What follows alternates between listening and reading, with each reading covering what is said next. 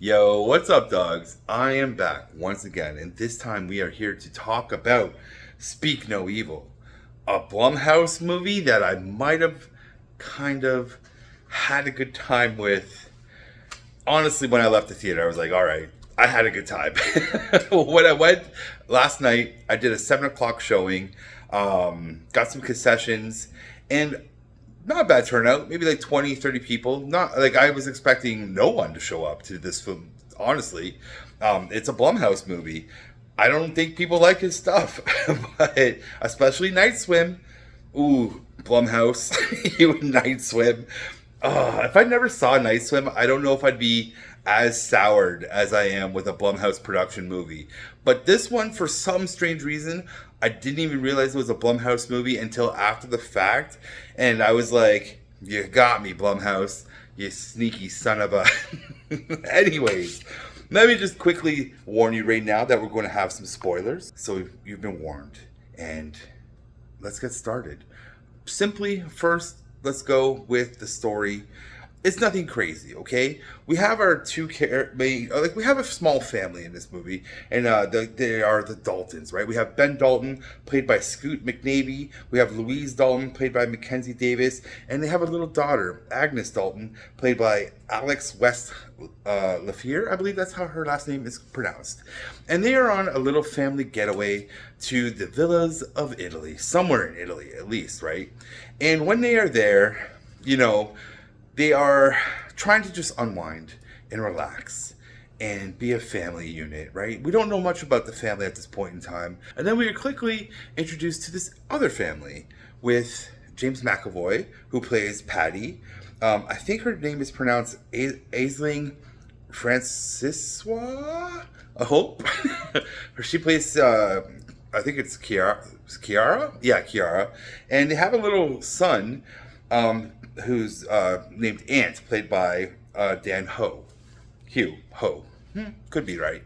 So this is like this other family that shows up, and we get this like interesting dynamic between the two because Ben Dalton sees Patty as this like free-spirited, rebellious, does what he wants, and Ben is very like he seems like he's very by the book, and gets kind of I feel like he's a pushover in the relationship and probably in the workplace as well, and he sees this free spirited, he's kind of attracted to him in a sense, like in this weird magnetic way. And as I'm watching it, I'm sitting there, I'm like, this really reminds me of the scene of Step Brothers when the dad is introduced to the one's brother. I can't remember his name right now, but how he's so giddy with excitement when they're like talking about selling the house and like going hunting and going fishing and like that. And it's like the dad is so happy to have this new stepson who's like super cool and super rad, and like they have this weird bond.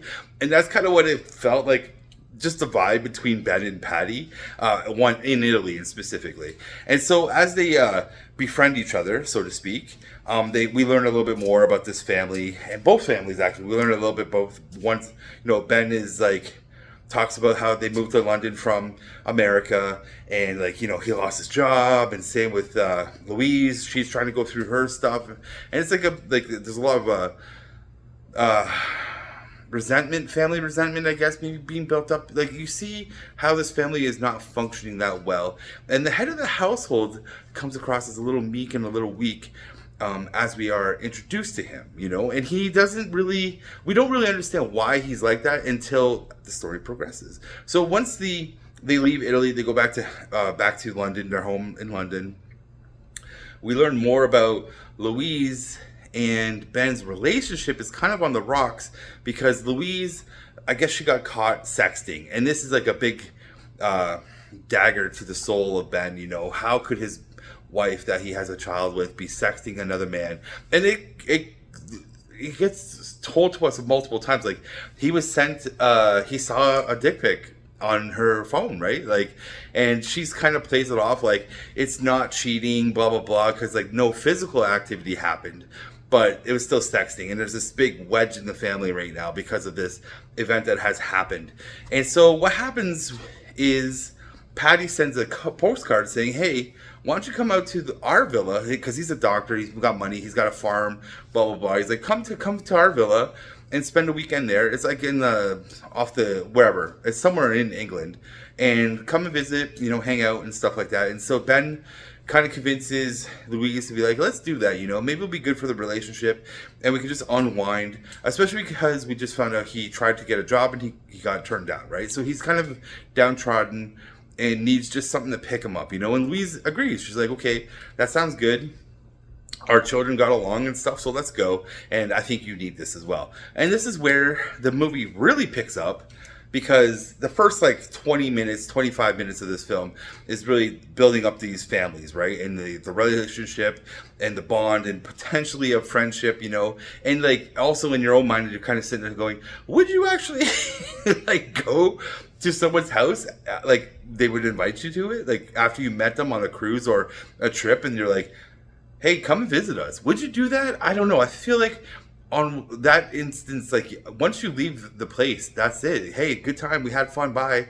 I don't want to ever see you again, But this is where the chaos ensues, I didn't make the movie. So they go to the house. And like I said, chaos ensues. And it's kind of cool, though. I have to be perfectly honest with you. I had a hard time actually writing down bad things about this movie. So the thing is a lot of the good is off. I'll go over that soon on my handwritten notes. But the bad is also kind of good, but it's bad. I don't know if that makes any sense, but hear me out, okay? You'll see, okay? So what is good about this movie, okay? For me, the thing that makes this movie actually really good, the tension. This movie makes you tense a lot. It does a really good job at building the tension, because throughout, and I have it in my notes as the bad, these characters make some of the dumbest decisions you'll ever fathom, right? But you have to kind of sit there and go, well, if the characters don't make dumb decisions, we don't have a movie here. There's no point to be here, right? So it's kind of like this give and take where you really need to shut off your brain and go, entertain me. I'm not coming into this movie with logic, because logistically with speaking, as soon as he does the first weird thing, you're packing it up and getting out of there. You know what I'm saying? Bye-bye. But in this movie, that's what makes this movie good, is because the stupid decisions that are happening makes you sit there and go, oh, are you that dumb? And that's that interaction, I guess, that kind of helps build the tension. You're like, oh man, I wouldn't do that, right? And so you're kind of hating on these characters' decisions because you yourself wouldn't put you in that situation. And so the part of the enjoyment of it is kind of like, see, I told you. You know what I'm saying? Oh, you did. I told you, you should have left. You dumb. It's something about we're having all the tea and we're watching it unfold going, God, you didn't know Patty was crazy? Hello. So that's the good about this movie. Good tension, stupid characters. You sit there questioning everything. And I'll be honest, another piece that I put in here that is actually good is sometimes the suspense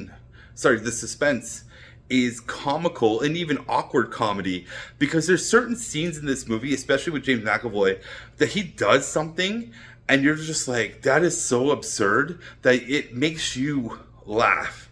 And I think it's just a kind of way that you're dealing with the tension. I think I was the only person laughing in the entire theater, because there were some really silly things that happened, and I just was like, oh my God, this is too funny. Right? And it's just like, no, this can't be real. And I laughed. So there is certain awkward moments where you yourself are going to laugh at how stupid the scenario is, but it's also, you're having a good time, And I want to point out one thing. There was a couple behind me just being like, I hate that Patty. The woman behind me was just like, I can't believe this. I really hate this guy. And I was just sitting there like, yeah, this movie's doing a good job. It's building the tension in the characters and making you hate people, and that's what this movie's doing. Even though this movie is so predictable, it doesn't matter, right? But we're having a good time. The movie got us, The thing that this movie really strives on, and I think is kind of the message that it's trying to hit home, is that we are too nice. You know what I'm saying? We're too afraid to say no. We're too afraid of the consequences of what happens when we say no. And we're trying to avoid those awkward conversations with ourselves and with the people that we're interacting with when we say no, right? Because there's many scenes in this movie where Louise is put into really awkward positions, and she herself could have just outright said, no, thank you. And one scene in particular, which is a spoiler, is the vegan scene. She is a vegetarian.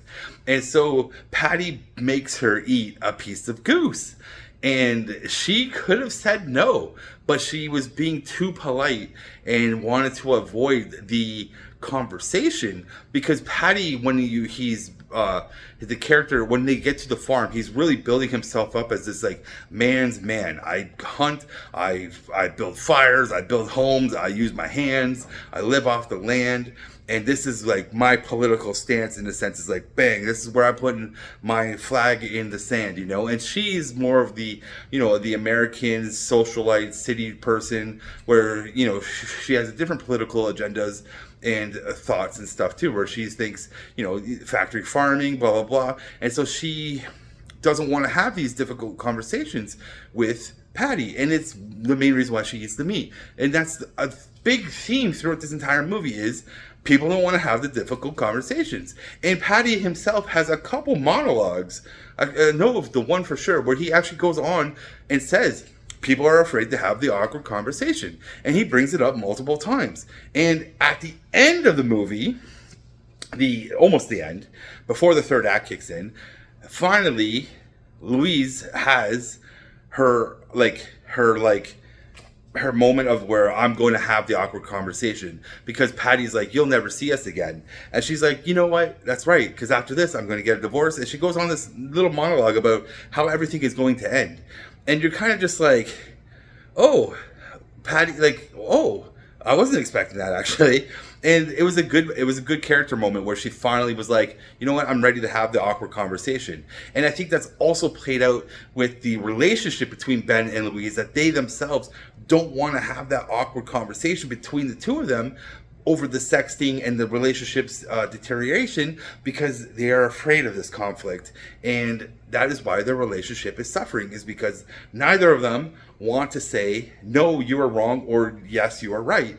And it's played out specifically with Polly, which is, I wrote down as a bad, but it's Polly the damn stuffed animal, okay? So Agnes is a little kid, she's 12, and she's like very, she scratches herself when she's really stressed out, and she's really connected to this little stuffed animal that helps ease her stresses, right? And there's many times in this film where Polly is left behind or forgotten or lost, and that causes the family to go back. And Ben himself has been like trying to tell Polly, hey, you're 12, you're too old for these things. But Louise isn't backing him up, you know? There's no like teamwork. So this just adds more to the whole awkward conversation, because Ben's trying to be that father, being like, hey, can you do this? But Louise tears him down. And also in this movie, which happens quite a bit, and you could put this down as a good or a bad, I put it down as a bad because of Ben Dalton is an incredibly weak, spineless nerd. Like, he's a dork. He's not a man at all. But he has moments of redemption in the third act, which I think is a part of building his character up. And as you watch Ben unfold, he develops from this like demasculated man. And there's a really good scene when they go to the party. Well, it's not a party, it's a private dinner, and like Louise like demasculates him right in front of everybody, and it's a crazy scene where she was like, oh, Ben's lucky to have sex once a month, and it really hurt Ben, right? And it made him look less of a man in front of Patty, who he's trying to impress the whole time. And not even try to impress, but he's trying to maybe find his inner manliness or something. You know what I'm saying? Like, he's trying to figure it out. Like, how is Patty like this and I can't be like this? So he's trying to tap into something. But Louise just keeps tearing him down quite a bit. And this also goes back to the sexting and everything. But they have a moment in the in the bedroom, where like he doesn't necessarily lose it on her, but they have the awkward conversation, and he was kind of like, I'm tired of you demasculating me, and he actually like gets a little bit of a backbone, and he's like, I'm tired of this shit. And it was a good moment for this character, you know. And I was just like, yeah, Ben, like, tell her, you know, like, come on, have the conversation. And like I said, that's what this movie's all about. Awkward conversations that you're not willing to have will put you in bad predicaments, like being in Patty's farm estate where you may or may not die. So they had to do was say, no, we're not going. anyways, let's get on to some more of the good. The characters in this movie are all good. I liked every single one of them. James McAvoy, awesome. The entire time, every scene James McAvoy is in steals the show. Like, I'm telling you, he steals it. He's like super charming, super believable, super lovable, super like, who is this guy? Who is this man of mystery?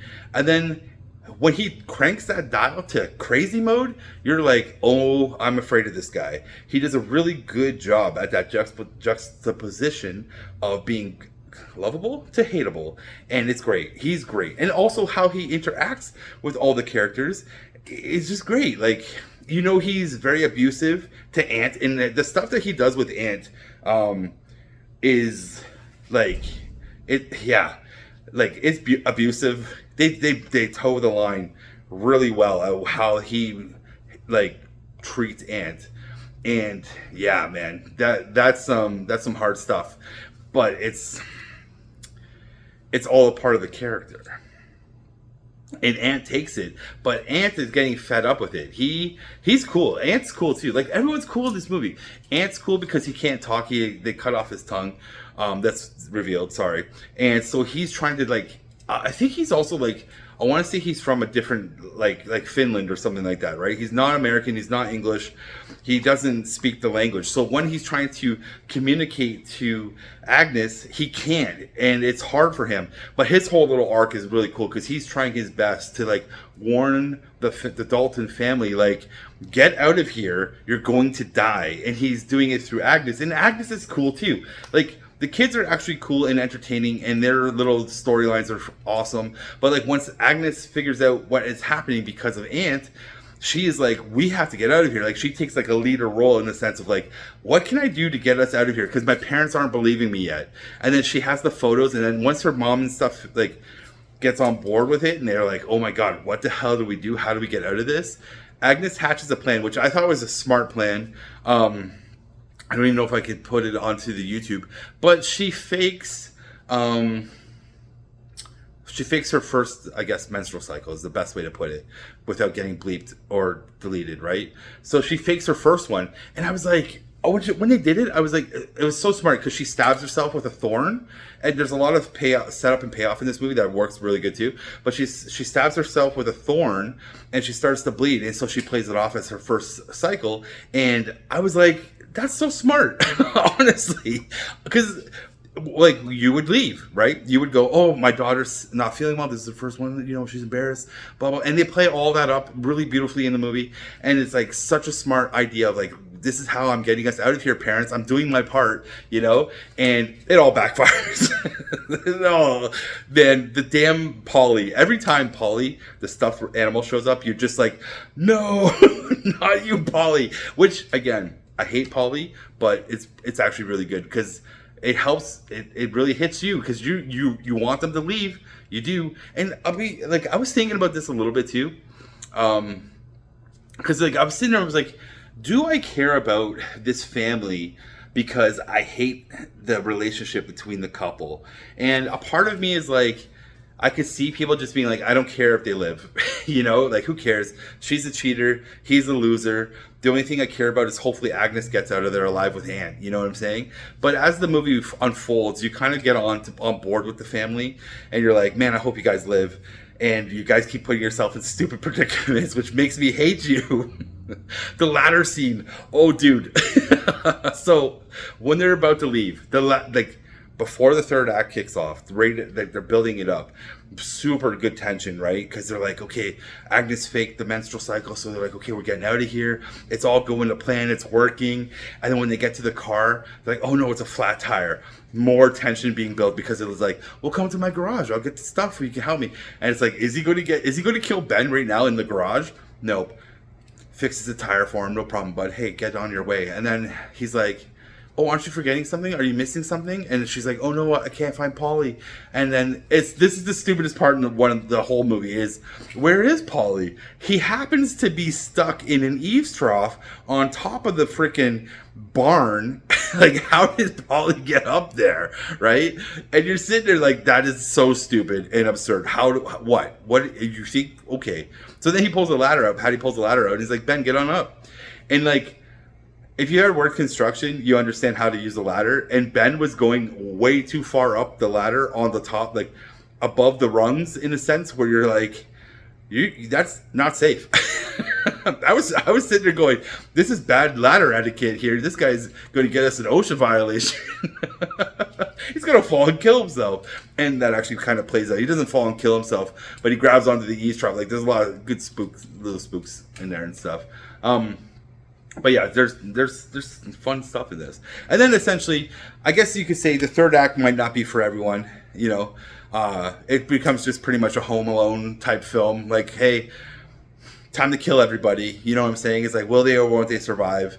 And it gets very Home Alone-ish in a sense. Not where it's like, oh, we're setting up traps, but it's more like, hey, let's avoid them, stab them in the eye, throw some poison on them, you know, like stuff like that, right? And then you have the final showdown and stuff like that, which is great. The final showdown, like, it's, you know what? The more I think about this movie, I think I actually really did enjoy this film.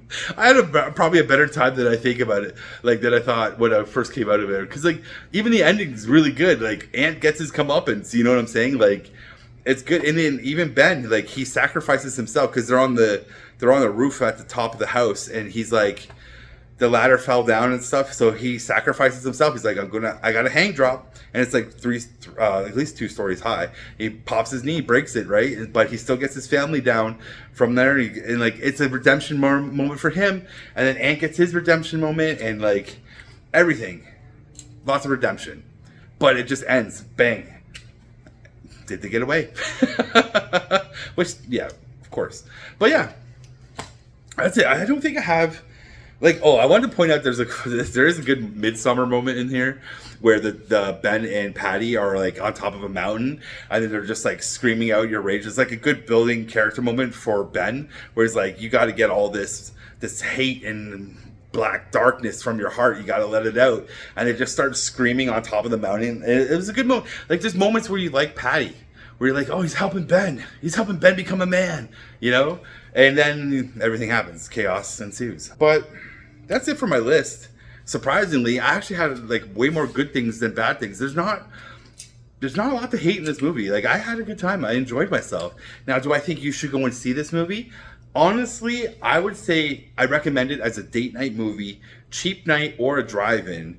This would be a fun movie to watch with your girlfriend or partner or significant other or whatever. I think you would have a good time. There's some good jump scares here. There's some good, like, oh, why'd you do that? You know, so like I've already explained. So I think you would have a good time with that. So I recommend it in that regards. Or if you want to, wait till it comes on the streaming, have a date night on the couch. You will not be disappointed. I honestly don't think you'll be disappointed with this movie. So would I buy it and put it into the collection? I'm not buying any Blumhouse films, okay? So, no. Unless it shows up on the marketplace and it's in a bundle, I'm not going out of my way to give Blumhouse my money. But out of all the Blumhouse movies I've seen, that one, I have to say, it was probably the most enjoyable Blumhouse movie I've seen to date, okay? So, I don't do with that what you will, okay? And on that note, that's the end of the review. I hope you liked it. Leave a comment below. I know you're going to be surprised that I like the Blumhouse movie as much as I am. So on that note, I'm out of here. Whatever you guys are watching, I hope you're loving it and digging it. I'm out. Peace, everyone. Bye.